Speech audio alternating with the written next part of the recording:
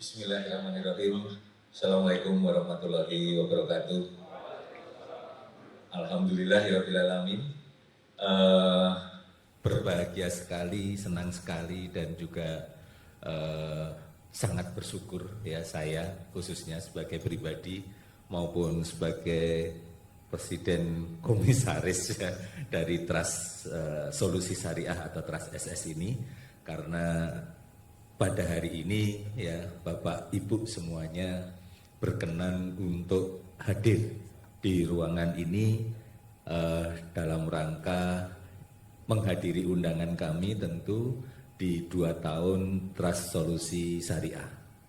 Nah, ini sesuatu yang menurut saya istimewa dan luar biasa sebagai bagian dari Trust SS. Nah, terus kemudian pada kesempatan kali ini kalau tadi Mas Iqbal Faiz itu menyampaikan akan ada presentasi, kalau saya kebetulan dari ketika diundang sebagai direktur atau owner SS maupun pada kesempatan apapun itu seringkali gagal. Kalau presentasi itu menggunakan slide, menggunakan apa namanya hal-hal yang sifatnya lebih terumuskan gitu, karena memang pada dasarnya saya lebih leluasa gitu ketika bercerita tentang sebuah pengalaman tertentu. Nah, pada kesempatan kali ini tentu karena di dalam rangka ulang tahun kedua atau milad kedua Trust SS, nah saya nanti akan sedikit mengisahkan kurang lebih mungkin 15-20 menit bagaimana awal ya berdirinya Trust sampai kemudian usianya yang kedua ini, dan kedepannya Trust itu ingin seperti apa. Nah, begitu. Nah, tadi beberapa memang sudah tersampaikan ya pada profilnya Trust. Cuman profilnya Trust itu sebenarnya ada 2 Bapak Ibu semuanya. Kalau ini profil yang terbaru, profil yang lama ya itu nanti mungkin kalau ada diputarkan itu Bapak Ibu semuanya akan melihat bagaimana Pak El Chandra dilatih baris berbaris sama tentara. Bisa dibayangkan. Jadi pasukan Trust yang tadi menyampaikan Trust SS itu Syari dan seterusnya itu dalam milad pertamanya atau awal berdirinya itu dilatih baris berbaris oleh TNI ya, bagaimana mereka dihukum dimarahi. Itu ketika saya mendengar waktu itu saya sendiri nggak tega sebenarnya. Cuman dalam hati saya ya ini yang harus dilalui seseorang di SS Group ya, itu bagaimana membangun karakter itu dengan metode semi militer.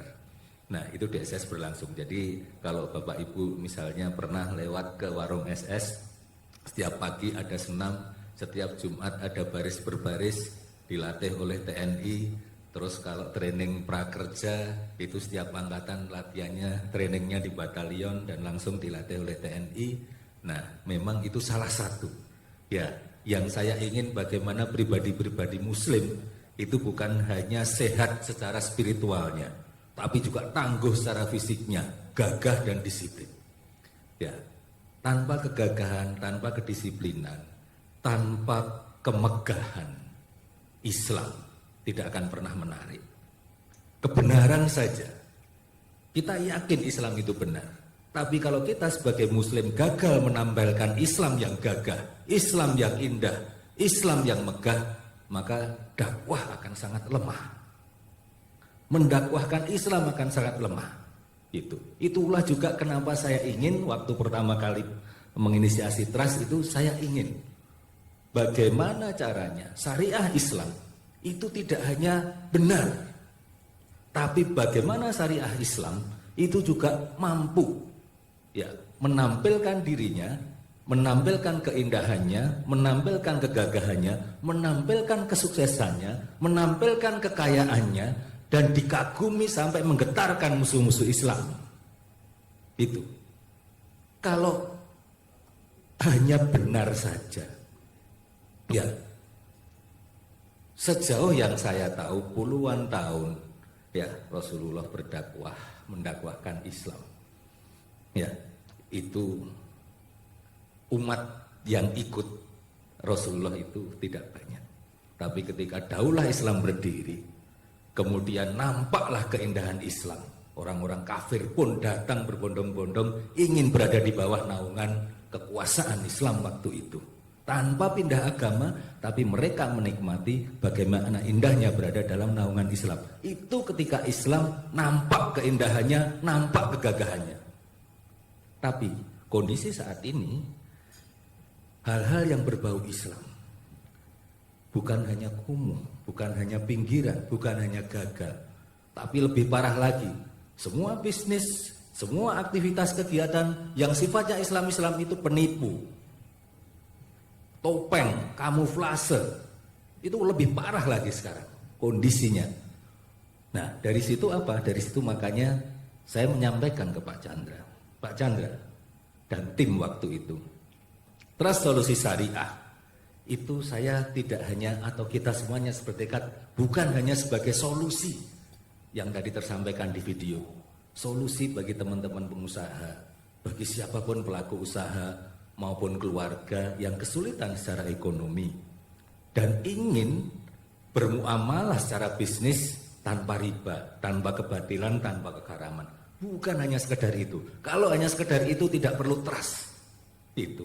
Saya cukup mendirikan apa? Mendirikan SS simpan pinjam tanpa bunga, selesai. Tapi kenapa saya mengundang Pak Chandra yang sudah puluhan tahun dan teman-teman yang juga sudah puluhan tahun berpengalaman di dunia perbankan? Itu sebelumnya beliau-beliau ini. Karena saya ingin apa? Agar Trust SS itu mampu membuktikan bahwa strik syar'i itu bisa gagah. Bahkan saya ingin sampaikan seperti ini. Mimpi saya, Trust SS itu ya, itu bisa segagah bahkan mengalahkan kegagahan BCA, saya bilang gitu. Iya. Saya bilang gitu. Meskipun kita strik syar'i, tapi kita bisa mengalahkan kegagahan BCA, kegagahan bank-bank konvensional itu. Ini tantangannya. Karena Bapak Chandra, Trust SS harus mampu membuktikan bahwa strik syar'i atau syariah itu bukan hanya benar, tapi juga bisa gagah, sukses, mewah, dan bisa menjadi sebuah bukti bahwa syariah itu sebenarnya telah cukup bagi kita untuk meraih mimpi-mimpi sukses di dunia. Itu bukan hanya di akhirat. Saya katakan, saya balik memang bukan hanya di akhirat, tapi di dunia juga. Karena kebanyakan apa? Orang berbisnis ketika syar'i itu inginnya pahala, dikiranya dunia tidak dapat, padahal kebalik. Kalau kita itu berbisnis betul-betul strik syar'i, langsung diniatkan ke langit sesuai dengan aturan-aturan langit, maka insya Allah apa? Selesai prestasi-prestasi dunia. SS sudah membuktikan itu. SS sudah membuktikan itu. Saya sampaikan, kurang apa sekarang dalam berbisnis sebenarnya aturan-aturan syariah itu? Kita lakukan semuanya. Setelah hijrah tahun 2017 kita lakukan semuanya, bisnis di SS itu dengan cara yang syar'i. Patokan sebagai contoh cara yang syariah apa? Tidak ada di SS itu target-target rupiah, target-target rezeki. Karena apa? Rezeki itu dikuasa Allah. Saya betul-betul memperhatikan bagaimana Ustaz Condro menyampaikan tentang rezeki itu betul-betul mutlak di wilayah Allah, bahkan sampai angka-angkanya. Ada kurang lebih 6 ayat dalam Al-Quran yang mengatakan itu, menegaskan itu. Karenanya apa? SS tidak pernah menarget hasil, tidak pernah menarget angka-angka rupiah. Kalau saya ditanya sama kepala cabang di SS, Pak Yoyo, target penjualan kami berapa?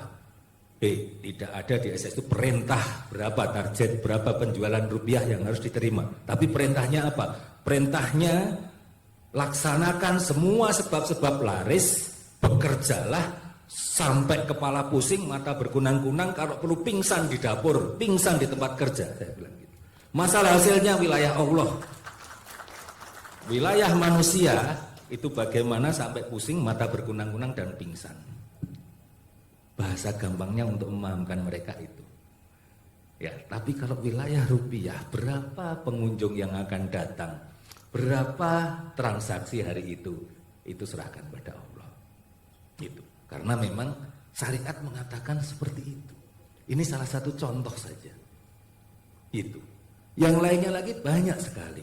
Ya, kepemimpinan. Kepemimpinan itu ketika misalnya betul-betul diniatkan untuk kepemimpinan di langit. Ya, dengan cara bahwa orang-orang yang akan kita pimpin semuanya akan bersaksi untuk kita di penghakiman Allah. Maka apa yang kita lakukan? Paling utama adalah bagaimana caranya orang-orang yang saya pimpin ini nanti ketika saya mati, ketika di penghakiman Allah mereka akan mengatakan, ya Allah, ya Allah adalah pemimpin yang memang mensejahterakan kami, pemimpin yang adil. Apa yang akan kita lakukan? Otomatis sehari-hari kita akan sangat hati-hati dalam memimpin, akan sangat hati-hati menghindarkan diri dari kezaliman, akan betul-betul ingin mensejahterakan mereka, ingin membina mereka, mendidik mereka dan mendakwahi mereka. Itu otomatis apa? Kalau sudah seperti itu, insya Allah mereka akan mencintai kita, patuh di bawah komando kita, berani berdarah-darah untuk bendera di mana mereka tempat mencari saluran rezeki, menjalankan tugas lebih dari yang kita tuntut. Itu yang terjadi. Nah, dari sini sekali lagi Bapak Ibu saya menceritakan bahwa bagaimana kami di SS ya itu ketika mulai tahun 2017 menerapkan betul-betul berupaya keras, tidak hanya pribadi seorang owner SS yang terus berupaya untuk menjalani hidupnya sesuai dengan syar'i, tapi juga bagaimana bisnisnya, bagaimana manajemennya, sistem kepemimpinan, sistem keuangan, transaksi, pengelolaan SDM, itu semuanya kita upayakan untuk sesuai dengan syariah. Itu ternyata alhamdulillah prestasi-prestasi bisnis, parameter-parameter bisnis baik secara kualitatif maupun kuantitatif itu dapat kena. Padahal niatnya bukan untuk itu, maksudnya targetnya bukan untuk itu, targetnya adalah untuk saldo pahala.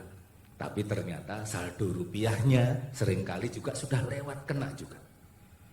Tapi kalau niatnya itu saldo rupiah, nanti saldo rupiahnya bisa gagal, saldo pahalanya jelas zong. Itu. Tapi kalau niatnya saldo pahala, maka apa? Maka saldo pahalanya juga nambah dan insya Allah kebanyakan secara sunatullah saldo rupiahnya dapat juga. Itu. Nah, dari situlah maka waktu itu saya ingin bagaimana mengimplementasikan apa yang sudah dilakukan di SS ini ke dalam sebuah lembaga keuangan ya yang namanya Trust Solusi Syariah ini. Dan mimpi besarnya lagi saya ingin nanti ketika misalnya ekonomi Islam tegak berdiri, ya saya sampaikan ke Pak Chandra, ekonomi Islam itu diterapkan di Indonesia. Ketika ditanyakan ini lembaga keuangan apa yang siap menerapkan ekonomi Islam, itu sudah ada Trust Solusi Syariah di sana.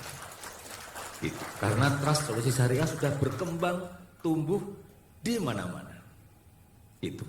Jadi ketika bank konvensional, oke, bank konvensional sekarang selesai dulu ya, sekarang diganti semua sama Trust Solusi Syariah ya. Kalian namanya sekarang diganti semua, mungkin itu gambarannya. Kalau sekarang kan Bank Syariah diganti BSI semua, nah besok semua diganti TSI gitu misalnya, Trust Solusi Syariah. Gambarannya seperti mimpi. Saya selalu menyampaikan ke Pak Chandra juga dan tim di Trust, ya, mimpi itu harus tinggi-tingginya. Jangan ragu-ragu bermimpi. Tidak ada yang mustahil untuk semua mimpi-mimpi kita selama apa? Selama mimpi-mimpi kita itu berada di jalan Allah dan kita lakukan setahap demi setahap itu sesuai dengan sunatullah dan aturan-aturan Allah. Karena apa? Kalau sudah yang membantu itu Maha Akbar, tidak ada yang mustahil bagi kuasa Allah yang membantu kita, maka juga tidak ada yang mustahil bagi pencapaian-pencapaian kita. Selama apa? Selama memang diniatkan ke langit dan caranya satu persatu kita menggapai bintang itu sesuai dengan sunatullah dan aturan Allah. Maka setinggi apapun tangga yang dibutuhkan untuk mencapai bintang itu, insya Allah Allah membantu. Dan ketika Allah membantu itu dengan maha kuasanya, tidak ada yang mustahil bagi kuasanya. Maka saya sampaikan ke Pak Chandra dan tim, jangan pernah ragu untuk bermimpi tinggi. Ya, jangan pernah ragu. Itu karena kita di jalan Allah saat ini. Kecuali kalau Pak Chandra tidak berada di jalan Allah, merasa ragu-ragu, niatnya beda, saya bilang gitu. Ya, mesti Pak Chandra. Tapi kalau niatnya harus tidak boleh ragu-ragu, selalu yakin. Gitu. masalah harus berdarah-darah, insya Allah berdarah-darahnya dalam upaya itu apa? Pengguguran dosa di sana, saya bilang. Ya, kalaupun harus pingsan tadi di tempat kerja, berdarah-darah, terus kemudian habis keringat, kemudian kering air mata, insya Allah itu juga penggugur dosa. Apalagi yang kita butuhkan kalau bukan pahala yang bertambah terus, sama dosa yang terus berkurang. Apa? Karena apa? Semua kehidupan kita itu pada dasarnya adalah nanti setelah dunia. Itu yang juga saya yakini dan kami yakini, sehingga apa? Itu bisa menjadi sebuah nilai-nilai, sebuah pijakan, sebuah kekuatan untuk kami semuanya dan trust juga untuk beristiqomah ketika rapat, ketika membuat perencanaan tahunan, ketika menghitung laba atau menghitung rugi misalnya. Itu semuanya apa? Semuanya itu dengan bersyukur. Ya, ketika sabar dalam rugi, penggugur dosa. Ketika syukur dalam laba, dan kemudian membelanjakan laba di jalan Allah, pahala. Ya, jadi sebenarnya kurang indah apa? Ya, kehidupan seorang muslim. Ya, khususnya dalam berbisnis, khususnya dalam bermuamalah. Itu dalam kondisi apapun, ya semuanya akan membawa kita pada keselamatan di kehidupan setelah dunia. Nah, kembali sedikit lagi tentang trust solusi syariah. Tentu trust solusi syariah itu tidak akan bisa seperti yang kita impikan bersama kalau tanpa dukungan dari Bapak Ibu semuanya, khususnya yang ada di sini, dan umat Islam pada umumnya, pelaku bisnis, pelaku ekonomi. Ya. Nah, oleh karenanya selain dukungan berupa doa, dukungan moral, kami juga berharap ya Bapak Ibu semuanya yaitu bisa atau berkenan secara ikhlas memberikan dukungan secara profesional ke ke Trust SS. Jangan menjadi nasabah Trust hanya karena Trust itu brandnya Islam. Jangan. Itu meracuni Trust. Ketika trust memang tidak baik, katakan tidak baik dan jangan jadi nasabah dulu sampai trust baik. Itu juga yang sering saya sampaikan pada kesempatan dengan teman-teman pengusaha. Agak belok sedikit. Saya itu paling tidak setuju ketika ada yang menyampaikan itu kan punyanya muslim, ya ayo kita larisi. Nah kalau misalnya ini Pak Chandra jualan bakso, cetok bakso ra enak pangan larang. Terus kita karena Pak Chandra muslim sudah hijrah kita larisi. Itu kan meracuni Pak Chandra. Pak Chandra mengira baksonya laris karena enaknya. Tapi sebenarnya karena belas kasihan saja. Sampai berapa lama saya bisa berbelas kasihan pada Pak Chandra untuk melarisi terus. Saya bilang gitu. Dan Pak Chandra tidak akan pernah berbenah dengan baksonya. Tidak akan pernah menguatkan baksonya sehingga menjadi bakso yang kompetitif. Bukan bakso yang hanya layak dikasihani. Ya, berbisnis berdasarkan ukhuwah di satu sisi baik, tapi di sisi lain bisa merapuhkan bisnis-bisnis umat muslim itu sendiri bagi saya. Terus apa yang saya lakukan ketika nanti dalam case Pak Chandra dengan baksonya? Kalau saya punya duit 1 juta, maka saya akan datangi Pak Chandra. Pak Chandra, ini saya punya duit 1 juta, tidak akan untuk membeli baksomu, saya bilang gitu. Tapi apa untuk baksomu itu enak dan larang. Ayo 1 juta itu digunakan untuk apa? Agar baksomu jadi enak dan larang. Saya sumbangkan, saya bantu. Gitu. Tidak akan saya buat larisi wong baksonya Pak Chandra. Tapi ayo Pak Chandra, 1 juta ini belikan alat apa, belikan bahan baku apa, sehingga baksonya Pak Chandra itu apa? Bisa menjadi bakso enak, murah, kompetitif, dan akhirnya apa? Laris karena kekuatannya, bukan laris karena keislamannya, bukan laris karena belas kasihan. Itu. Ya.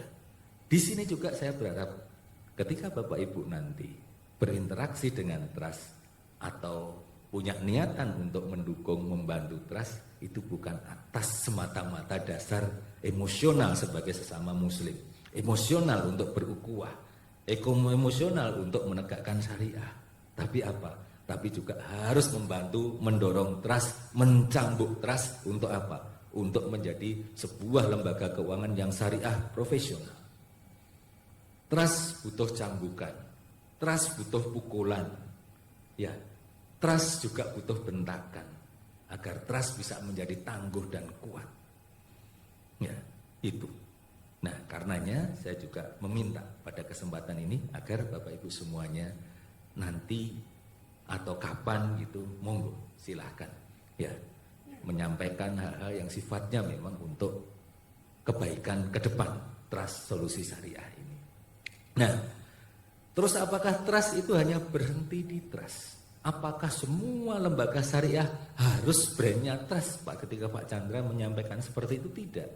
Kalau memang ada ya pengusaha muslim yang lain yang ingin mendirikan lembaga semacam trust dan kemudian ingin menduplikasi trust, berikan gratis Pak Chandra. Ya, tidak ada copyright, tidak ada hak cipta dan lain-lain untuk konsep trust ini. Tapi berikan gratis. Ya, misalnya Pak Arif Fatoni ingin mendirikan Arfa Solusi Syariah misalnya. Silakan monggo. Langsung semua pokoknya didampingi, semua dimodifikasi sehingga apa? Semakin banyak trust-trust yang lain di negeri ini, maka akan semakin cepat menciptakan keindahan ekonomi Islam, kegagahan ekonomi Islam. Dan semakin sulit apa? Lawan-lawan itu untuk menembak, membidik. Ya, dan semakin cepat menggetarkan musuh-musuh Islam. Kalau hanya trust sendirian yang berdiri itu dibidik, dan selesai. Tapi kalau ada trust SS, ada Arfa SS, ada Rumah RW SS, ada Simpel S, Solusi Syariah, ada ribuan solusi syariah, maka musuh-musuh mau membidik itu juga harus butuh amunisi yang banyak juga. Itu makanya saya juga selalu mendorong bukan hanya dalam hal lembaga keuangan syariah, tapi apa? Pengusaha-pengusaha muslim di negeri ini itu semuanya harus segera bangkit, menjadi gagah, menjadi kuat. Agar apa? Agar ekonomi, bisnis Islam di negeri ini tidak mudah dibumi hanguskan oleh musuh-musuhnya. Apakah itu ada? Ada. Itu. Kalau SS itu dikatakan sebuah usaha yang kebetulan sampai saat ini itu besar, ya. Tapi pada dasarnya kalau sudah berhadapan dengan musuh, maka SS itu kecil kalau sendirian. Ya. Sekali tembak, sekali bom, selesai mungkin. Gitu. Tapi kalau di sini, di negeri ini ada ribuan pengusaha muslim, ya, sebesar dan lebih besar dari SS, dan memang punya karakter ingin menggetarkan musuh-musuh Islam, mendakwahkan syariah melalui bisnisnya, maka apa?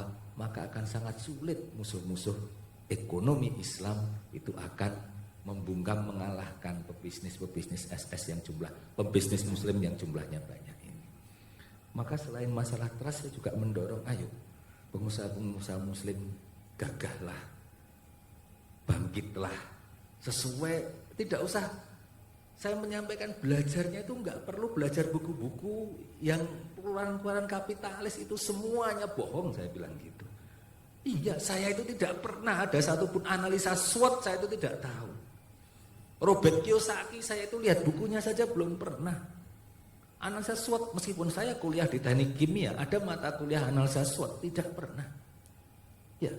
Tapi justru bagaimana Abdurrahman bin Auf berbisnis, Umar berbisnis, kemudian bagaimana detail-detail bisnis dari para sahabat yang dilakukan, yang mereka lakukan, itu justru yang paling jitu. Ya, paling jitu. Ya, jadi betul-betul saya tidak, kalau ada teman-teman anak-anak SS yang manajemen, yang kemudian presentasi, terus saya lihat, ini pasti habis membaca buku kapitalis ini. Benar, saya tanya, kamu habis baca buku apa sih kamu? Saya bilang gitu. Buku kapitalis ya? Iya, itu udah, buang buku itu, bakar, nggak kepake di sini, saya bilang gitu.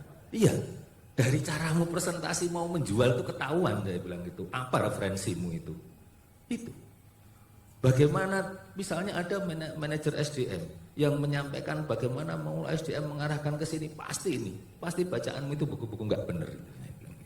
Sudah, ya, telah cukup sebenarnya. Jadi kalau Rasulullah menyampaikan telah cukup, ya Islam sebagai agama dan sebagai tuntunan hidup ini bukan hanya untuk kehidupan di ibadah, tapi dalam berbisnis pun ternyata cukup. Ya. Kalau saya bisanya menyampaikan hanya itu, dalam berbisnis ternyata cukup, betul-betul cukup, bukan hanya untuk strategi besar yang hanya tanpa riba, bukan. Tapi dalam hal memimpin, mengelola SDM, mengatur keuangan, transaksi pembayaran terhadap supplier, transaksi bagaimana menggaji ada di dalamnya, bagaimana buka cabang ada ternyata.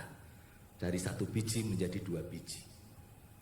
Tapi kalau dari 1 biji ingin langsung 10 biji, pasti kredit bank dan rapuh.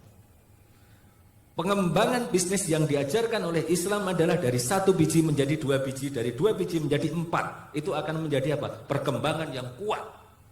Tapi kalau bisnis berkembang dari 1 langsung menjadi 10, ya dari 10 langsung menjadi 1000, tidak ada 4 tahun rubuh runtuh. Dan pasti itu kredit bank. Disitulah biasanya apa? Rasanya mengembangkan bisnis kok harus butuh duit banyak langsung ya, kalau enggak bisa ya. SS tidak pernah. Ya, 20 tahun mengembangkan SS kami tidak pernah menggunakan kredit bank. Memulai juga hanya dari 6 juta. Memulai dari kecil mengembangkan setahap demi setahap. Makanya kalau ditanya 20 tahun baru 96 cabang dalam tanda kutip itu termasuk sangat lambat dalam pengembangannya. Karena apa? Bisnis kuliner sekarang baru 3 bulan bisa 100 cabang. 3 tahun bisa 100 cabang, tapi SS 20 tahun itu 96 cabang baru. Iya, coba aja lihat brand-brand itu. Cuman apa? Ya rapuh. 2,5 tahun, 3 tahun selesai. Ya, berkembangnya viral. Tapi matinya juga viral. Ya, kenyataannya seperti itu. Karena apa? Ya dikembangkan tidak sesuai dengan ajaran syariat ternyata. Itu berapa banyak bisnis yang set. Tapi justru kalau saya lihat bagaimana Honda, bagaimana Suzuki dulu berjuang, itu malah sesuai syariat itu. Iya, bagaimana mereka bekerja itu sesuai syariat itu. Wah, ini belajar bisnis syariat dari mana ya, saya kadang-kadang gitu. Ya, melihat kisah-kisahnya Honda, Suzuki itu bagaimana mereka membangun bisnisnya itu. Ya, itu. Nah, di sini maka sekali lagi saya mengajak, bukan hanya tentang trust, tapi bagaimana tentang menjalankan usaha, berdagang. Marilah ya kita kembali betul-betul strict syar'i. Ya, marilah kita kembali pada syariat agama kita, syariat Islam. Yakin ini telah cukup ya untuk prestasi-prestasi dunia, sangat cukup, lebih dari cukup itu. Dan insya Allah secara otomatis akan dapat prestasi-prestasi dan apresiasi akhirat itu. Nah dari situ maka singkirkan sekarang ya situ referensi-referensi dari kapitalis yang meracuni ya, kembali ke referensi-referensi sesuai dengan ajaran yang kita yakini. Dan ketika kita menjalankan sebuah aktivitas bisnis, aktivitas ekonomi, itu sesuai dengan keyakinan kita, maka insya Allah tenang, tentram, dan produktif. Tapi kalau kita seorang muslim menjalankan aktivitas ekonomi, aktivitas bisnis, aktivitas muamalah tidak sesuai dengan nilai-nilai yang kita yakini di dada, maka apa? Maka yakin tidak tentram. Kalau tidak tentram, maka tidak akan produktif. Ya, karena produktivitas bekerja, produktivitas memimpin, produktivitas berprestasi, produktivitas berkreasi, itu modal awalnya adalah hati, batin yang tentram. Dan batin yang tentram hanya bisa tercipta ketika apa? Ketika beraktivitas sesuai dengan aturan Allah dan diniatkan untuk Allah. Itu. Saya kira itu apa yang bisa saya sampaikan, saya ceritakan pada kesempatan kali ini. Mudah-mudahan bisa memberikan gambaran sedikit tentang Trust SS dan tentang bagaimana warung SS Group, di mana trust menjadi salah satu bagiannya, itu menjalankan upaya-upayanya, ikhtiar-ikhtiarnya ya untuk mendakwahkan Islam ini, untuk membuat syariah itu tegak dan gagah di negeri ini bahkan di dunia. Alhamdulillahirrahmanirrahim. Salah kata saya mohon maaf. Wassalamualaikum warahmatullahi wabarakatuh.